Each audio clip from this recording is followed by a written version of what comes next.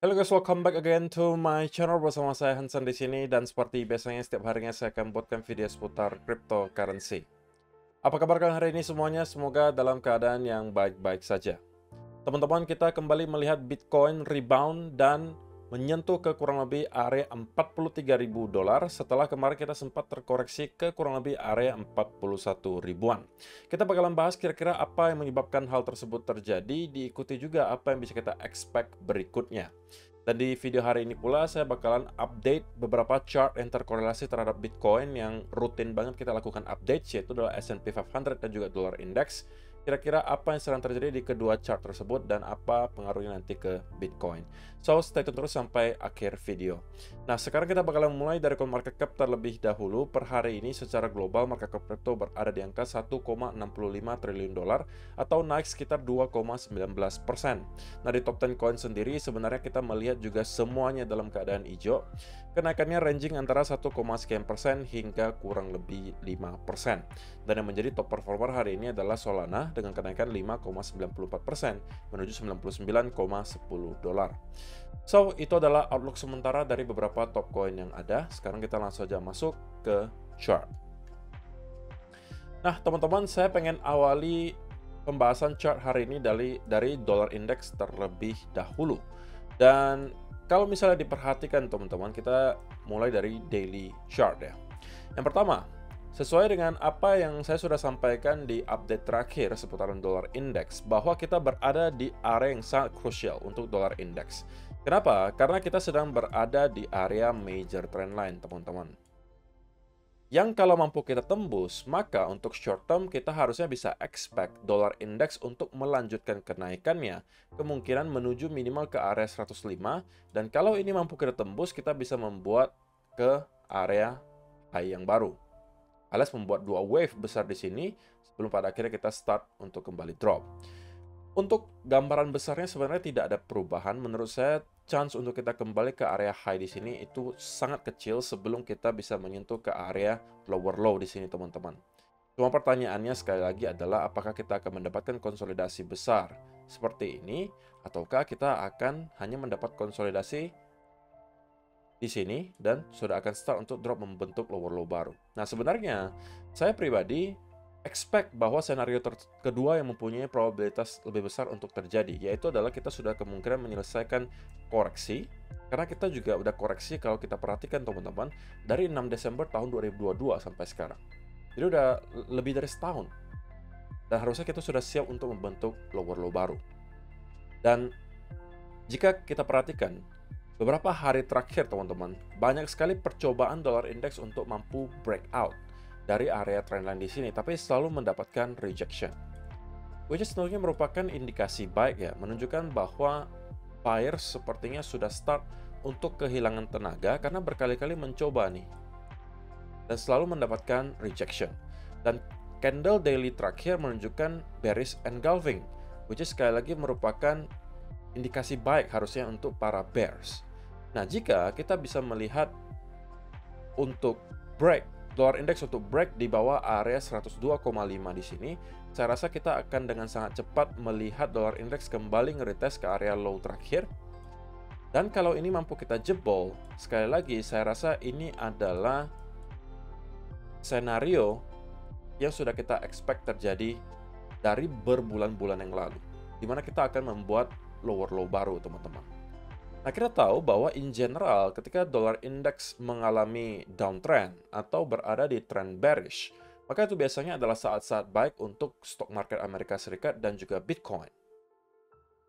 Sebaliknya, ketika kita melihat dollar index berada di trend bullish, gitu ya, seperti yang kalian bisa lihat dari pertengahan tahun 2021 hingga tahun 2022 akhir, itu adalah masa-masa kelam gitu ya untuk Bitcoin.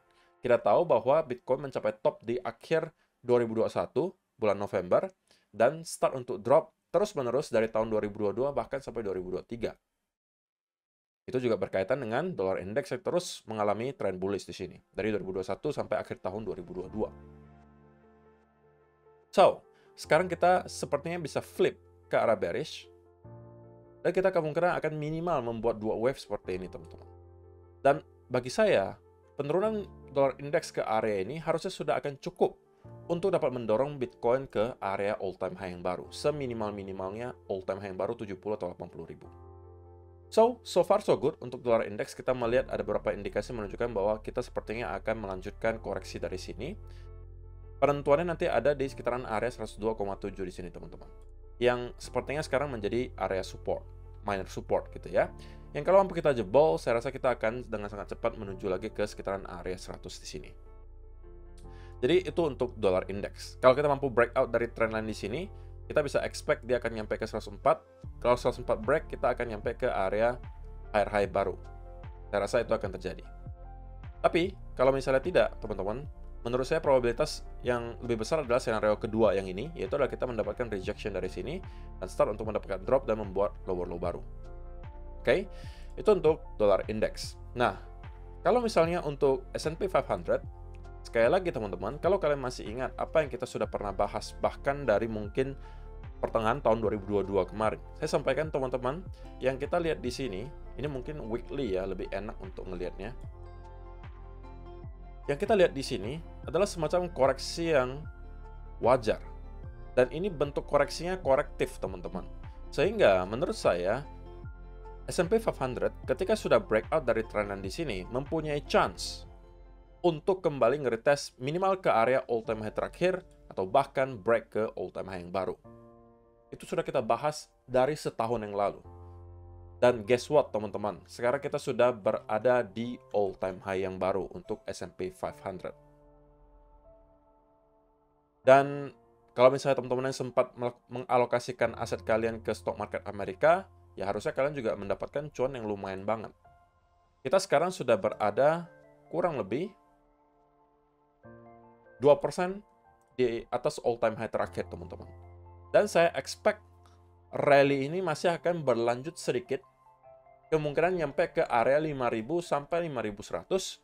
Baru dari sana, kita kemungkinan akan mendapatkan semacam weekly consolidation. Oke? Contoh weekly consolidation seperti apa? Contoh weekly consolidation itu modelnya seperti ini, guys. Kalau kalian lihat, ini mungkin hanya beberapa candle. Tapi kalau kalian hitung, ini 1, 2, 3, 4, 5, 6, 7, 8, 9, 10, 11. Kurang lebih 11 minggu, alias 3 bulan konsolidasi. Jadi ini adalah weekly chart. Dan itu yang saya expect akan kita lihat ketika S&P 500 menyentuh ke area 5.000 sampai 5.100. Karena itu kemungkinan akan menjadi semacam angka psikologi. Oke, orang-orang kemungkinan akan start melakukan taking profit. Dari itu kita bisa melihat ada semacam konsolidasi, sekaligus mungkin nge-retest ke area all-time high terakhir, baru kemudian kembali building momentum ke atas. Itu untuk S&P 500. So far, so good. Nah, jadi sekarang kita langsung masuk spesifik ke Bitcoin. What happened gitu kan? Apa yang sedang terjadi di Bitcoin? Ini mungkin yang lebih ditunggu-tunggu ya. Kita bakalan bahas langsung aja lebih ke time frame kecilnya. Kalau untuk time frame besar, saya rasa teman-teman harusnya sudah tahu ya sampai sekarang apa outlook saya untuk midterm di Bitcoin. Kalau long term, teman-teman, ini saya cuma sampaikan sekilas saja karena udah pernah saya bahas beberapa kali sebelumnya. Menurut saya, raja terakhirnya adalah di area 50 sampai 52 ribu. Ini akan menjadi area terakhir yang akan dicoba untuk dipertahankan oleh para sellers. Kalau kita sudah mampu break di atas area tersebut dan start untuk konsolidasi, saya rasa Bitcoin kemungkinan besar tidak akan lagi revisit di bawah area 48.000 dan hanya akan konsolidasi di atas area tersebut dan start untuk building momentum nyampe ke area all time high dan break ke all time high yang baru. Sama seperti yang saya kemarin sampaikan di S&P 500, raja terakhirnya adalah di area 4.595 di sini. Saya sampaikan kalau ini sampai kita break, maka saya rasa kita akan dalam waktu yang sangat singkat kembali ke area all-time high atau bahkan break ke all-time high yang baru. Dan kita sudah persis melakukan hal tersebut. Sekarang tinggal Bitcoin yang harus mampu break di atas area 50.000 sebagai area major resistance terakhir, teman-teman. Nah, itu adalah gambaran untuk long term. Sedangkan untuk mid term, bagi saya, teman-teman, yang akan kita lihat beberapa bulan ke depan adalah kemungkinan konsolidasi besar juga, sembari menunggu S&P 500 nyampe ke area 5.000 sampai 5.100, kemudian start mendapatkan weekly consolidation. Ingat, itu bisa memakan waktu 2 sampai 3 bulan. sekali lagi kita juga harus ingat, biasanya ketika S&P 500 break ke all-time high yang baru setelah terkonsolidasi cukup lama, biasanya beberapa bulan kemudian, Bitcoin juga akan mengalami rally. So, semuanya seperti coincidence, kebetulan, tapi itu adalah fakta historis, teman-teman. So, yang saya expect terjadi ke Bitcoin, kalau long term tadi saya sampaikan, kalau kita udah break di atas 50.000, kita akan kemungkinan nyampe ke all-time high dalam waktu yang sangat singkat. Kalau untuk midterm, saya expect yang akan kita lihat adalah konsolidasi besar. Konsolidasi besar itu bisa berbagai macam, teman-teman. Bisa dalam bentuk yang sangat standar, modelnya bisa seperti ini, 2 atau 3 wave, sebelum pada akhirnya kita nyampe lagi ke atas. Kita juga bisa membentuk yang namanya rectangle, seperti ini. Contoh yang mana rectangle? Ini, guys. Ini rectangle, kita breakout ke atas. Oke, kalau kita mau lihat contoh-contoh lainnya, mungkin harus melihat di contoh-contoh sebelumnya di sini. Ya kan? Kalau di cycle sebelumnya, kalian bisa melihat ini. Ini juga bentukannya seperti rectangle. Kalau kalian lihat di sini, nah ini adalah bentuk konsolidasi yang normal gitu ya. Kita membentuk 2 atau 3 wave, dan kemudian start untuk kembali rally. Kita membentuk 2 wave, kemudian start untuk kembali rally. Nah, itu adalah bentuk yang paling standar gitu. Jadi bisa beberapa macam. Bisa dalam bentuk kita mendapatkan yang standar seperti yang kita lihat barusan. Seperti ini. Atau kita bisa membuat rectangle. Atau kita bisa membuat yang namanya symmetrical triangle, penan, apapun yang kalian mau sebut. Intinya yang modelnya seperti ini. Tapi pada intinya beberapa bulan ke depan, kenapa saya sampaikan di video beberapa minggu yang lalu, kita kemungkinan akan mendapatkan fase yang cukup membosankan di Bitcoin selama beberapa bulan ke depan. Ya karena itu, teman-teman. Karena kita pertama sudah melewati yang namanya spot Bitcoin ETF yang di-approve. Yang sebelumnya membuat market dalam keadaan euforia. Semuanya menunggu-nunggu spot Bitcoin ETF. Ketika sudah di-approve, ya euforianya udah lewat gitu. Sekarang nggak ada lagi yang kemungkinan bisa membuat investor sangat excited gitu. Yang ada mungkin hanya orang-orang yang memang udah yakin Bitcoin akan dijadikan sebagai aset kelas yang mungkin ada di portofolio berbagai macam kalangan gitu ya, yang kemungkinan akan membuat harga Bitcoin cepat atau lambat akan berada di area all time high yang baru. Ya orang-orang itu aja yang melakukan akumulasi. Sedangkan orang-orang yang masuk hanya karena mungkin perasaan FOMO, itu kemungkinan nggak masuknya sekarang. Karena nggak ada apa-apa yang bisa membuat mereka excited. Kalau kemarin mungkin ada spot Bitcoin ETF. Nah, mungkin nanti menjelang halving juga hal yang serupa akan terjadi. Orang kan pastinya tahu gitu ya. Biasanya ketika halving dilewati, kita akan kemudian mendekati all time high. Nah, itu juga bisa menjadi sebuah katalis kemungkinan untuk membuat orang kembali excited membeli Bitcoin. Jadi, in the meantime, kita bisa expect akan ada semacam konsolidasi besar selama beberapa bulan ke depan, itu untuk midterm. Lalu, untuk short term, gitu kan. Video kemarin kita sempat menyampaikan bahwa, atau saya pribadi, expect sebenarnya, karena kita sudah breakdown dari trendline di sini, teman-teman. Saya expect sebenarnya Bitcoin untuk kembali ke area 41.000 dulu sebelum pada akhirnya kita kembali rally ke atas. Tapi guess what? Analisa tersebut tidak benar. Kalau salah, saya harus katakan salah, teman-teman. Tidak mungkin semua analisa saya benar, saya harus akui itu. Oke? Dan itu adalah bagian dari perjalanan. Tetapi analisa saya salah pun bukan berarti saya kehilangan uang, teman-teman. Karena saya sampaikan di video kemarin, saya akan mencari peluang untuk long apabila kita nyampe ke area 41 sampai 41.200 atau bahkan 40.800. Tapi karena kita tidak nyampe ke area tersebut, ya berarti saya cuman ketinggalan aja, tapi saya nggak kehilangan apapun, teman-teman. Bagi saya itu adalah bagian dari perjalanan, fine menurut saya.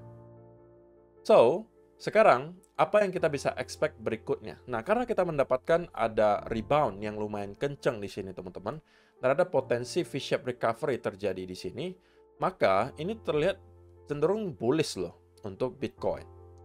Nah, tetapi bagi saya ini adalah no trading zone, teman-teman. Kalau kemarin kita menunggu di area ini adalah trading zone saya. Trading zone kedua saya berada di sekitaran area Fibo 0,618 yang mungkin bisa lebih jelas kalau kita lihat di 4-hour chart ya. Di sini. Nah, kurang lebih area 44.900 sampai 45 ribuan ini akan menjadi area di mana saya akan start justru mencari peluang untuk short. Apabila teman-teman kita mendapatkan ada indikasi bahwa bullish momentum itu berkurang, diikuti ada reversal pattern di sana. Nah, ini berangkat dari pikiran bahwa yang kita lihat di sini semuanya adalah hanya bagian dari sebuah pullback. Ini adalah bagian dari pullback saja. Kita akan kemungkinan nyampe ke area 45 ribuan dan start untuk kembali drop. Ini akan saya manfaatkan. Jadi trading zone sekarang itu ada dua teman-teman buat saya ya untuk Bitcoin secara spesifik. 44.900 sampai ke 45 ribuan itu adalah area trading zone saya yang pertama. Nih. Kurang lebih di area tersebut. Trading zone saya kedua yang saya sebutkan kemarin. 41.000 sampai 48.800-an. Ini ada dua trading zone saya. Nah, kalau keduanya belum disentuh, maka tidak ada kewajiban bagi saya untuk masuk ke market, teman-teman. Ingat, kalian harus tetap bersabar menunggu. Kadang-kadang pasti akan ada saat di mana kalian ketinggalan kereta, ada saat-saat di mana kalian tidak akan mendapatkan profit selama berminggu-minggu mungkin, tidak akan dapat setup selama berhari-hari, tapi itu demi keberlanjutan portofolio kalian, teman-teman, sebagai seorang traders. Karena kalau kalian terus memaksa masuk ke market tanpa ada setup yang kalian inginkan, kalian jatuhnya biasanya nih memaksakan setup. Yang nggak ada pun diada-adain gitu loh. Jadi saya tidak mau melakukan hal tersebut. Masa bodoh dengan orang-orang yang mengatakan bahwa, wah, Koko mah banyak kan wait and see gitu. Masa bodoh. Saya nggak peduli dengan apa yang kalian katakan. Intinya, saya tetap disiplin dengan planning saya. Oke? Kalau misalnya dikasih, ya saya ambil. Kalau tidak dikasih, saya masih punya chance di tempat lain. Altcoin, banyak sekali setupnya. Saya juga bisa trading di tempat lain, tidak hanya di crypto. Bisa di forex, bisa di saham, dan lain sebagainya. Platformnya sudah saya punya. Saya punya broker yang bisa trading di semua aset kelas, seperti yang udah pernah saya mention beberapa kali juga. So, saya nggak terpaku ke Bitcoin gitu. Oke, itu juga yang saya sarankan kalian lakukan. Kalau kalian merupakan traders ya, beda cerita kalau kita bicara investor. Kalau investor ya sebenarnya kalian nggak perlu pantau chart setiap hari, itu udah sering kali saya sampaikan. Tapi kalau kita bicara trading, di mana ada volatility, di situ ada kesempatan. Jadi kalian nggak perlu terfokus ke Bitcoin. Kalau Bitcoin tidak memberikan kalian setup yang rapi, yang ratio-nya baik, ya udah tinggalkan aja dulu. Tapi kalau bagi saya pribadi, kalau kalian mau tahu, trading zone saya untuk Bitcoin adalah kedua area ini.